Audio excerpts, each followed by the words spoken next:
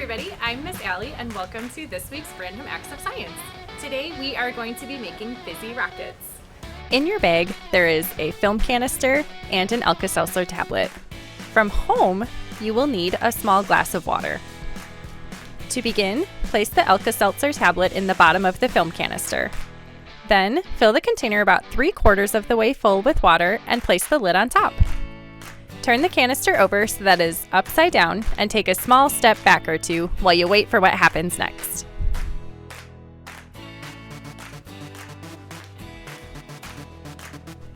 How does this work?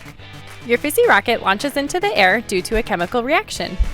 A chemical reaction is when one or more substances are converted into a different product.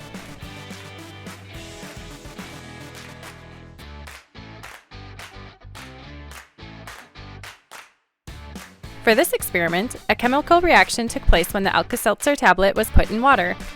The two tablets are made from two main ingredients that are citric acid and sodium bicarbonate, which, when combined with the water, dissolve to make carbon dioxide and fills the container with pressure.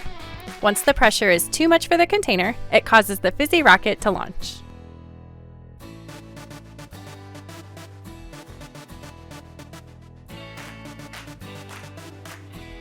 I hope you guys had fun with your fizzy rockets. Thank you for joining me on this week's episode of Random Acts of Science, and I look forward to seeing you next week. This program is sponsored by pbskids.org, and you can go to their website and find lots of great content at pbskids.org.